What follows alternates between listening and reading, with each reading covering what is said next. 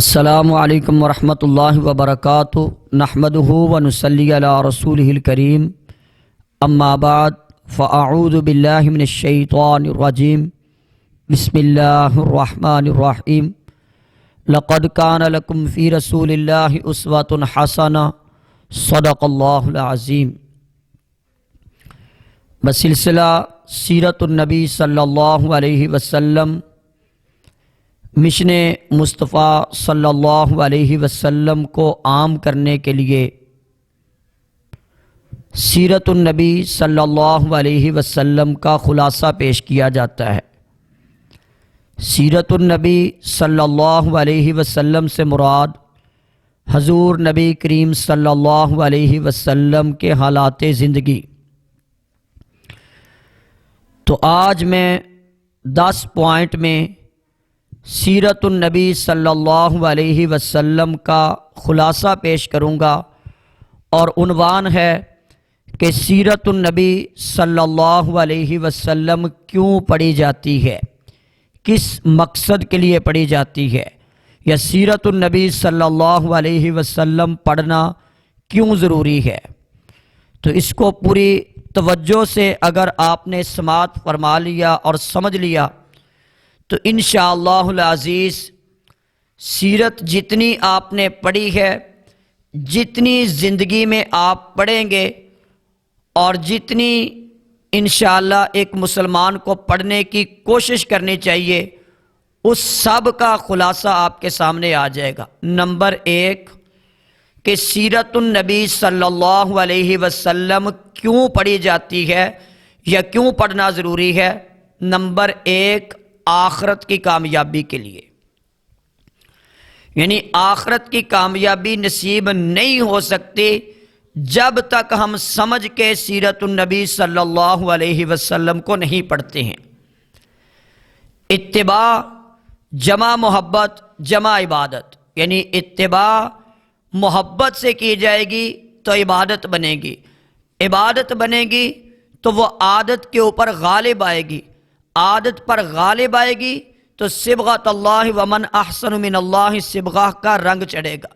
جب صبغۃ اللہ ومن احسن من اللہ صبغہ کا رنگ چڑھ جاتا ہے تو پھر اور کوئی رنگ اس انسان کے اوپر نہیں چڑھتا ہے۔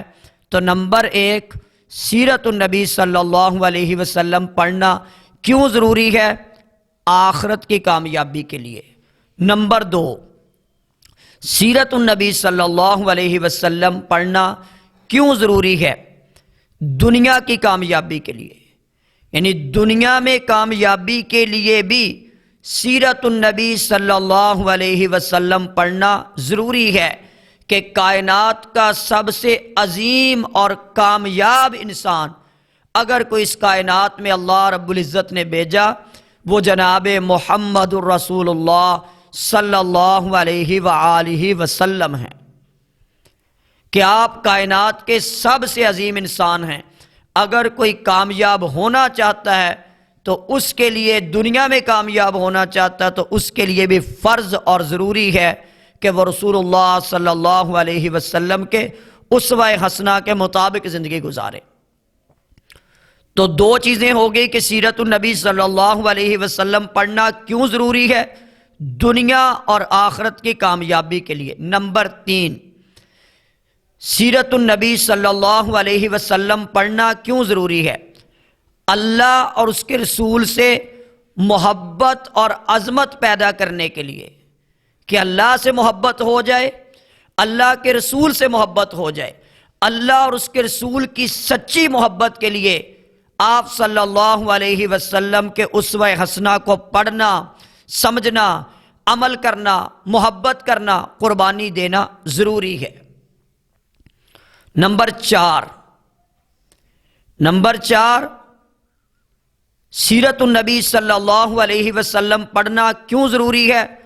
صحابہ کی زندگیوں کو جاننے کے لیے، کہ صحابہ کی زندگیوں میں جو انقلاب آیا، وہ انقلاب کیسے آیا، اللہ کے نبی علیہ الصلوۃ والسلام نے کس طرح ان کا تزکیہ نفس کیا، کس طرح ان کو اللہ کے لیے کھڑا کر دیا، کس طرح ان کی زندگیوں میں تبدیلی آ گئی، تو صحابہ کی زندگیوں کا انقلاب پڑھنے کے لیے بھی سیرت النبی صلی اللہ علیہ وسلم کو پڑھنا سمجھنا ضروری ہے۔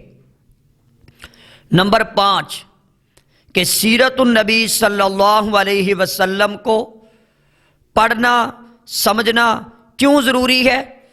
اس لیے کہ قرآن کو سمجھنے کے لیے سیرت النبی صلی اللہ علیہ وسلم کو پڑھنا اور سمجھنا ضروری ہے، کہ قرآن کو سمجھے بغیر دین سمجھ نہیں آ سکتا، اور قرآن کو سمجھنے کے لیے صاحب قرآن کی سنت کو سمجھنا، تفسیر کو سمجھنا، سیرت کو سمجھنا، حکمت کو سمجھنا، کہ قرآن کتابی شکل میں ہے ہمارے پاس، اس کتاب پر عمل کیسے ہوگا؟